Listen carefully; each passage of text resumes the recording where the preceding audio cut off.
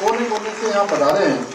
मैं सभी कार्यकर्ता बंधुओं का, आप सभी का, महानुभावों का मैं हृदय से उत्तराखंड राज्य के मुख्य सेवक के रूप में आप सबका स्वागत करता हूँ, आप सबका अभिनंदन करता हूँ।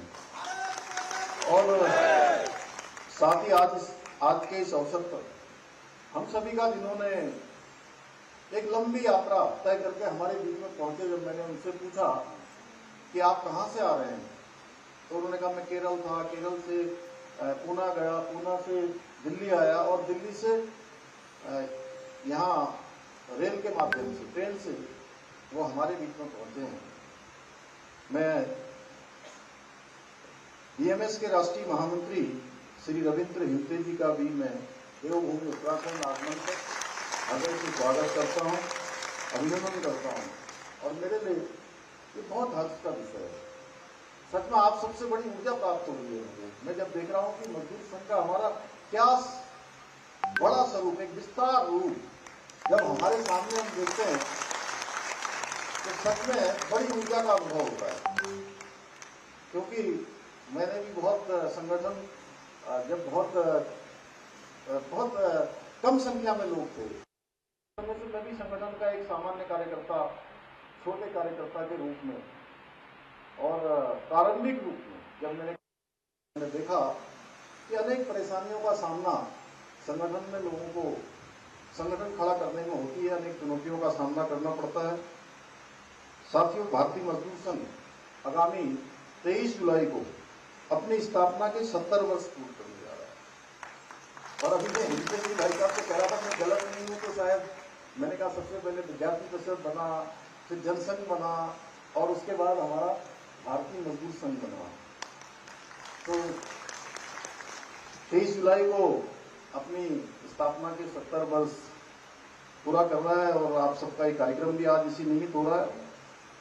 और सच में ये जो 7 दशक की यात्रा है, इसमें बहुत विस्तार से अनुपम जी ने भी बताया, रविंद्र हिंते जी भाई साहब ने भी बताया कि तपस्या, संघर्ष, श्रम और राष्ट्रनिष्ठा की गौरव का था। यानी कि मजदूर हमारे कितनी भी परेशानियों में क्यों न हो, हमारे श्रमिक भाई कितनी परेशानी में क्यों न हो, उनके लिए वो नारा नहीं फिट बैठता कि चाहे जो मजबूरी हो, हमारी मांगें पूरी हो। आप तो हमेशा से राष्ट्र प्रथम, यानी कि मेरा देश पहले है, इस विचार को लेकर लगातार काम करते रहे और जिसने भारत के मजदूर आंदोलन को भी स्वदेशी विचारधारा से जोड़ते हुए उसे एक सशक्त वैचारिक दिशा प्रदान की। भारतीय मजदूर संघ ने स्वयं को केवल श्रमिक हितों की रक्षा तक ही सीमित नहीं रखा, बल्कि राष्ट्र निर्माण का आधार स्तंभ भी श्रम शक्ति को बनाया। भारतीय मजदूर संघ ने श्रमिकों को सांस्कृतिक चेतना, नैतिक मूल्य और सामाजिक उत्तरदायित्व को जोड़ते हुए श्रम योगी से राष्ट्र योगी बनने का मार्ग प्रशस्त किया। 1955 में तत्व चिंतक राष्ट्रऋषि श्रद्धेय स्वर्गीय दत्तोपंत ठेंगड़ी जी ने भारतीय मजदूर संघ की स्थापना की। उस समय देश नव निर्माण की दिशा में अग्रसर हो रहा था, परंतु उस दौर के श्रमिक आंदोलन में विदेशी विचारधाराओं का प्रभाव रहता था और सारे आंदोलन उसी से प्रभावित हुआ करते थे। मजदूर संगठनों में वर्ग संघर्ष की भावना हावी थी और वो राष्ट्र की अखंडता और एकता के लिए उनका चिंतन शून्य दिखाई देता था। यहाँ तक कि भारत माता की जय, जो हम लोग जिसका हर एक कार्यक्रम में अगर हम किसी कार्यक्रम की शुरुआत करते हैं तो भारत माता की जय बोलते हैं, वंदे मातरम बोलते हैं, जैसे मैंने भी बोला अभी यहाँ से, आप सब लोगों ने उसको दोहराया। उस समय वंदे मातरम और भारत माता का उद्घोष करने पर भी बड़ी विकट स्थिति पैदा हो जाया करती थी, मारपीट तक की स्थिति पैदा हो जाती थी। ऐसे समय में श्रद्धेय दत्तोपंत ठेंगड़ी जी ने राष्ट्र, उद्योग और श्रमिकों के सभी के हितों को ध्यान में रखते हुए श्रमिकों का राष्ट्रीयकरण, राष्ट्र का औद्योगिकरण और औद्योगिकरण का श्रमिकीकरण का विचार प्रस्तुत किया। उनके द्वारा रोका गया ये पौधा आज एक विशाल वट वृक्ष बनकर तैयार हो गया है और देश का सबसे बड़ा श्रमिक संगठन बन चुका है और राजनीति से ऊपर उठकर राष्ट्र नीति को केंद्र में रखकर स्वदेशी दृष्टिकोण के लिए सभी हितों के लिए निरंतर कार्य कर रहा है। आदरणीय दत्तोपंत ठेंगड़े जी ने न केवल भारतीय मजदूर संघ के वो संस्थापक थे, बल्कि उन्होंने भारतीय किसान संघ, स्वदेशी जागरण मंच और इनके जैसे कई राष्ट्रवादी संगठनों की स्थापना की। साथ ही अखिल भारतीय विद्यार्थी परिषद सहित कई संगठनों के सह संस्थापक भी रहे। उनका पूरा जीवन संगठन निर्माण, राष्ट्र चिंतन और वैचारिक क्रांति का जीवन उदाहरण रहा। उन्होंने समाज के प्रत्येक वर्ग को राष्ट्रीय पुनर्जागरण के यज्ञ से जोड़ने का काम किया। उनके विचारों से नेतृत्व क्षमता, तपस्वी व्यक्तित्व ने एक ऐसी वैचारिक क्रांति को जन्म दिया जिसने देश के श्रमिकों को, किसानों को, मजदूरों को, विद्यार्थियों को और बुद्धिजीवियों को राष्ट्र निर्माण के लिए संगठित किया। राष्ट्र निर्माण की दिशा में उन सभी को प्रेरित करने का काम किया, एक दिशा और उनको मार्ग दिखाने का काम किया। आज के इस अवसर पर मैं सच में उनका यहाँ चित्र लगा, हमने माल्यार्पण किया, पुष्पांजलि करी। मैं राष्ट्र ऋषि श्रद्धेय स्वस्तिक दत्तोपंत ठेंगड़े जी को कोटि कोटि नमन करता हूँ, जिनके कारण से आज इस संगठन इतना, जिनकी प्रेरणा से आज वट वृक्ष और दुनिया का इतना बड़ा संगठन मिल गया। साथियों, आज उन्हीं की प्रेरणा से हमारे प्रधानमंत्री श्री नरेंद्र मोदी जी के नेतृत्व में भी सशक्त, श्रमिक, समृद्ध राष्ट्र के संकल्प के साथ विकसित और आत्मनिर्भर राष्ट्र बनने की दिशा में हम आगे बढ़ रहे हैं। आज आजादी के बाद पहली बार आदरणीय प्रधानमंत्री श्री नरेंद्र मोदी जी के नेतृत्व में श्रमेव जयते के मंत्र को धरातल पर उतारते हुए श्रमिकों के कल्याण के लिए व्यापक स्तर पर अनेक काम किए जा रहे हैं। अनेक योजनाएं देश के अंदर लाई जा रही है, जिसके कारण से जो समाज के अंतिम छोर में काम करने वाले हैं, हमारे श्रमिक भाई, उनका जीवन उत्थान हो, उनके जीवन के कल्याण के काम हो, हर प्रकार से उनकी प्रगति हो, वह भी सब मुख्य धारा में चले। जहां एक और देश के 29 पुराने और जटिल श्रम कानूनों के सरलीकरण के उद्देश्य से उनको 4 व्यापक श्रम संहिताओं में समाहित किया गया है, वहीं ई श्रम पोर्टल के माध्यम से करोड़ों असंगठित श्रमिकों का पंजीकरण करने में औपचारिक अर्थव्यवस्था से भी जोड़ा गया है, जिसके माध्यम से आज देश के करोड़ों श्रमिकों के अधिकारों की रक्षा सुनिश्चित हुई है। यही नहीं, आज सभी श्रमिकों को पीएफ, ईएसआई, स्वास्थ्य बीमा, जीवन बीमा और कौशल विकास जैसी अनेक योजनाओं का आज लाभ मिल रहा है। साथ ही असंगठित क्षेत्र के श्रमिकों के लिए प्रधानमंत्री श्रम योगी मानधन योजना के अंतर्गत प्रतिमाह 1000 रुपये पेंशन की व्यवस्था भी की जा रही है। भाइयों बहनों, आदरणीय प्रधानमंत्री जी के मार्गदर्शन में हमारी सरकार भी सबका साथ, सबका विकास, सबका विश्वास और सबका प्रयास के इस मूल मंत्र को साधते हुए, इस मूल मंत्र को आत्मसात करते हुए श्रमिकों के कल्याण के लिए प्रतिबद्ध होकर काम कर रही है। चाहे श्रमिकों के लिए आवास योजनाएं हो, सामाजिक सुरक्षा कार्ड हो या स्वास्थ्य बीमा जैसी योजनाएं हो, हमारी सरकार ये सुनिश्चित कर रही है कि श्रमिकों को किसी भी स्तर पर उपेक्षित न रहना पड़े, उनको कहीं परेशान न होना पड़े। इसके साथ ही हमने उत्तराखंड भवन एवं अन्य सन्नी निर्माण कर्मकार कल्याण बोर्ड के माध्यम से श्रमिकों के लिए कई योजनाएं लागू की हैं। हम जहां एक और श्रमिकों के बच्चों के उनको निर्माण स्थलों पर मोबाइल लर्निंग सुविधा उपलब्ध करा रहे हैं, वहीं प्रतिवर्ष 75 मेधावी विद्यार्थियों को रुद्रपुर इंस्टीट्यूट ऑफ टेक्नोलॉजी में उच्च तकनीकी शिक्षा भी प्रदान कर रहे हैं। हम इन छात्रों को शिक्षा, आवास, भोजन और अन्य मूलभूत सुविधाएं पूर्ण रूप से निःशुल्क उपलब्ध करा रहे हैं, जिससे वे बिना किसी आर्थिक बाधा के अपने भविष्य का निर्माण कर सकें। मेरा मानना है कि श्रमिक केवल श्रम के साधक ही नहीं, बल्कि राष्ट्र निर्माण के पथ निर्माता भी हैं। आज का ये सम्मेलन विशेष रूप से युवा कार्यकर्ताओं के लिए आयोजित किया गया है, इसलिए इसका महत्व वर्तमान परिप्रेक्ष्य में और अधिक हो जाता है जब हमारे प्रधानमंत्री जी विकसित भारत का संकल्प पूरे देश के सामने उन्होंने प्रस्तुत किया है। हमारे लिए उन्होंने एक टारगेट सेट किया है कि हमें ये लक्ष्य तय करना है कि 2047 तक कैसा भारत होगा।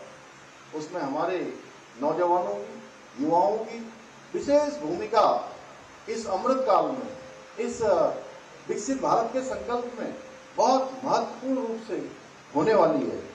साथियों, आज विश्व का सबसे युवा देश कोई है जहां 65% जनसंख्या 35 वर्ष से कम आयु की है, तो वो हमारा ही देश भारत है। यदि इस ऊर्जा को सही दिशा में लगाया गया, सही उनको मार्गदर्शन मिलेगा, तो जल्दी हमारा देश एक महाशक्ति के रूप में उभर सकता है।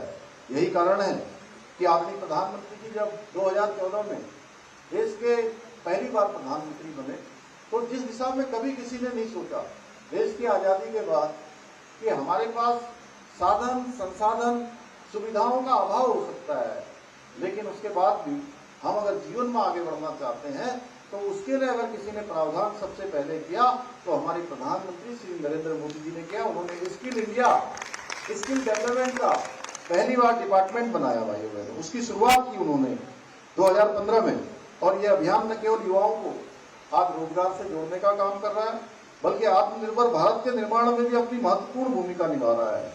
साथियों, आज आदरणीय प्रधानमंत्री श्री नरेंद्र मोदी जी के नेतृत्व में हमारी सांस्कृतिक विरासत की पुनरुत्थान की दिशा में भी अनेक कार्य किए जा रहे हैं। चाहे हम सब लोग लंबे समय से, 500 वर्षों से भी अधिक कालखंड से हम इस बात की प्रतीक्षा करते थे, हमारी कई पीढ़ियां उसमें लग गई कि जहां भगवान श्री रामचंद्र जी पैदा हुए वहां उनका भव्य मंदिर बनना चाहिए। तो आज प्रधानमंत्री मोदी जी के नेतृत्व में भगवान रामचंद्र जी के जन्म स्थान अयोध्या में भव्य और दिव्य उनका मंदिर बनकर तैयार हो गया, महल बन गया।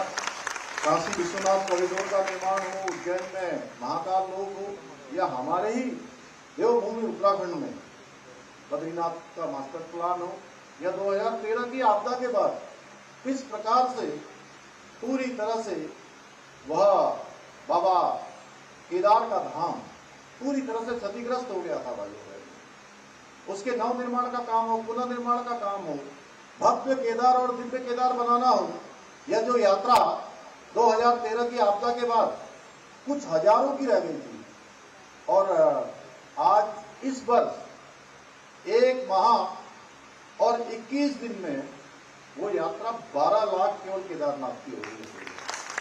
आप सोचिए कितनी बड़ी संख्या है। हम चारों धामों की बात करें तो 33 लाख का आंकड़ा 1 माह 21 दिन में पूरा हो गया। तो इस प्रकार से आज हमारे सभी स्थान तेजी से आगे बढ़ रहे हैं, तेजी से जो है उनको सजाने और संवारने की दिशा में अनेक कार्य किए जा रहे हैं। इतना ही नहीं, आदरणीय मोदी जी के नेतृत्व में नए भारत की शक्ति के आगे आज पूरा विश्व नतमस्तक हो रहा है। आज भारत पूरी दुनिया का केंद्र बिंदु बनता जा रहा है। पूरी दुनिया के अंदर कोई बड़ी घटना होती है तो आज पूरी दुनिया किसी का इंतजार करती है, तो हमारे देश भारत के रूप का इंतजार करती है कि भारत का रूप क्या होने वाला है भाई। ये नया भारत है। अभी हम सब लोगों ने देखा ऑपरेशन सिंदूर के माध्यम से हमारी सेना ने किस प्रकार का साहस, किस प्रकार का पराक्रम पूरे विश्व के सामने लाकर दिखा दिया कि आज का भारत किसी से कम नहीं है भाइयों बहनों। कोई भारत पर अगर हमला करेगा, भारत की अस्मिता से छेड़छाड़ करेगा, तो पहले के समय में जिस प्रकार से होता था कि एक निंदा वर्ग कर दी जाती थी, एक निंदा करके छोड़ दिया जाता था और इंतजार किया जाता था कि कब ऑर्डर आएगा, कब दोबारा इस हमले का जवाब दिया जाएगा। लेकिन आज के समय में हमले का जवाब ही नहीं, महाजवाब दिया जाता है। यानी कि आतंकी अड्डों को उन्हीं के घर में घुसकर नेस्तनाबूद करने का काम भारत की सेना ने ऑपरेशन सिंदूर के माध्यम से करके दिखाया।